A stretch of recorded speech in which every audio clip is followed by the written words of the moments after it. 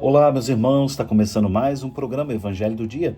Eu sou o Padre Renato Andrade e quero com você ouvir o Evangelho que hoje a liturgia nos oferece. Essa sexta-feira ouviremos o Evangelho de São Marcos, capítulo 3, versículos de 13 a 19. Em nome do Pai, do Filho e do Espírito Santo. Amém. Meu Senhor e meu Deus, creio firmemente que estás aqui, que me vês e que me ouves. Adoro-te com profunda reverência. Peço-te perdão dos meus pecados e graça de fazer com fruto esse tempo de oração.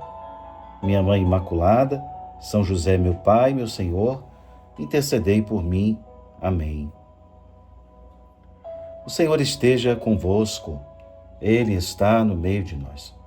Proclamação do Evangelho de Jesus Cristo segundo Marcos. Glória a vós, Senhor. Naquele tempo, Jesus subiu ao monte e chamou os que ele quis, e foram até ele. Então Jesus designou 12 para que ficassem com ele e para enviá-los a pregar, com autoridade para expulsar os demônios. Designou, pois, os 12: Simão, a quem deu o nome de Pedro, Tiago e João, filhos de Zebedeu, aos quais deu o nome de Boanerges, que quer dizer filhos do trovão, André, Filipe, Bartolomeu, Mateus, Tomé, Tiago, filho de Alfeu, Simão, o cananeu, Tadeu e Judas Iscariotes, aquele que depois o traiu. Palavra da salvação, glória a vós, Senhor. Meus irmãos, nesse capítulo 3 do Evangelho de Marcos, nós ouvimos um relato da escolha e da instituição dos 12 apóstolos. Página importantíssima do Evangelho de Marcos. Primeiro, mostrando a eleição dos 12. Jesus vem formar o novo povo de Deus, o novo Israel. E assim como no antigo Israel eram 12 as tribos que formavam o povo, agora Jesus chama 12 homens para serem como que os patriarcas do novo povo. Por ofício e por mentalidade, eles são de origem diversa.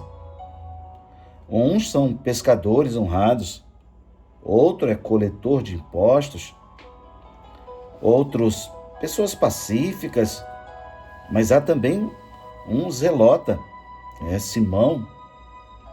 Há também um que se tornará depois um traidor, Judas.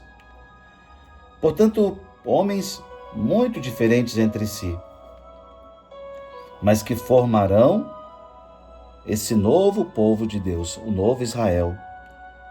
Por isso, esse número simbólico tão importante é o número 12. Ora, o texto diz que Jesus subiu ao monte, subiu à montanha, um valor simbólico. Por quê? Porque na Bíblia a montanha é o lugar de encontro com Deus. E diz o texto que na montanha, para o lugar da presença de Deus, ele chamou os que ele quis. Repare como Jesus muda agora o panorama do discipulado do mundo antigo. No mundo antigo, as escolas judaicas, como por exemplo as escolas rabínicas, ou na Grécia Antiga, as escolas filosóficas, como o Liceu, como a Academia, de Platão, de Aristóteles.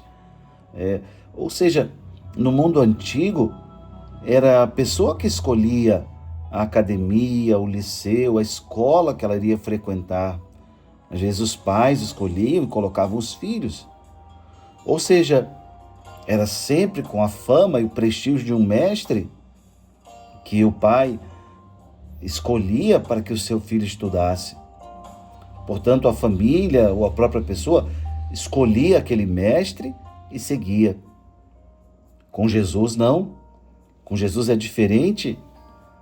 Ele vai dizer depois no Evangelho de São João: não fostes vós que me escolhestes, mas fui eu quem vos escolhi. Aqui o Evangelho de Marcos, então, lembra, Jesus chamou os que ele quis. Esse chamado de Jesus, essa eleição que é gratuita, que é espontânea, que é livre, chamou os que ele quis. Muito bonito perceber, né, esse chamado de Jesus. E diz ainda o texto que após, né, São Marcos lembrar esse chamado, diz a resposta dos discípulos: e foram até ele. Né?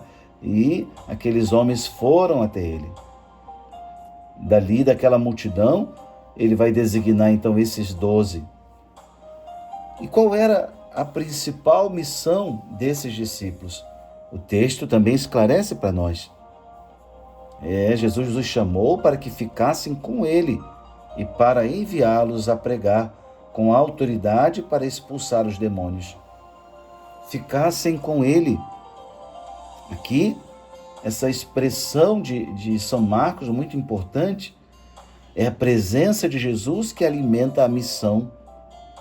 O pregar, o anunciar, o evangelizar, ele vem como consequência do relacionamento com Jesus. Por isso, um cristão que tem relacionamento com Jesus, que tem vida de oração, tem leitura da palavra, tem vida na Eucaristia, nos sacramentos, ele vai ter condições, vai ter forças de evangelizar. Quantas pessoas você conhece que dão essa desculpa, dizendo: não, eu não sei o que falar, eu não sei falar direito do Evangelho, eu não sei falar direito de Jesus? Por que tudo isso? Porque às vezes não tem verdadeiramente um relacionamento com Jesus. Porque quem verdadeiramente encontrou Jesus não pode guardá-lo para si. Tem de anunciá-lo. Porque o mundo precisa de Jesus. Então, quando lemos no texto, Jesus designou 12 para que ficassem com ele, para enviá-los a pregar. Foi ali um chamado daqueles primeiros, mas também agora, esse chamado, ele se estende a toda a igreja, a todos os batizados. Nós também somos chamados a ficar com ele e somos enviados a pregar, a anunciar Jesus. Repare que muitos cristãos, para falar das coisas do mundo dos artistas, do mundo dos esportes, do mundo da política, às vezes sabemos tantos detalhes, mas quando vamos falar das coisas de Deus, ficamos tímidos, acanhados, quase que acuados. Ora, nós precisamos mudar esse panorama. Que cada família cristã, que cada família de batizados que as famílias se tornem famílias evangelizadoras. Que a nossa casa seja lugar de anúncio do Evangelho, seja fonte de conhecimento do Evangelho. Os vizinhos, os amigos, aqueles que por perto passarem, que eles possam lembrar disso. Ali tem uma família cristã, ali tem uma família católica, que quando acontecerem os problemas e as dificuldades, que eles se lembrem de nós. Olha, ali tem uma família de fé, ali tem uma família católica. Que a expressão da nossa fé possa ser de tal modo fundamentada que ela possa alcançar os corações daqueles que convivem conosco.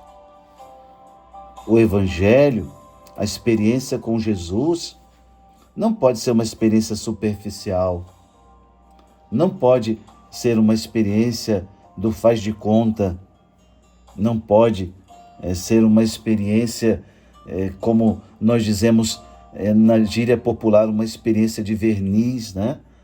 Aquela casquinha rasa, é uma experiência rasa. Não, ao contrário, a nossa experiência tem que ser a experiência da unção, do óleo que penetra, do óleo que encharca, do óleo que vai fazendo com que, na força do Espírito, possamos anunciar o Evangelho. Hoje, meus irmãos, analisando, refletindo, rezando com essa palavra, o chamado dos 12 apóstolos, que cada um se sinta chamado também a partir do seu batismo e se torne, no ambiente em que vive, também um apóstolo de Jesus. É claro que nós sabemos que hierarquicamente os bispos é que são sucessores legítimos dos apóstolos, mas nós, sacerdotes e leigos, unidos pelo santo batismo aos nossos bispos, nós somos continuadores dessa missão também. Por isso, meus irmãos, peçamos a intercessão de São José e de nossa Mãe Maria Santíssima.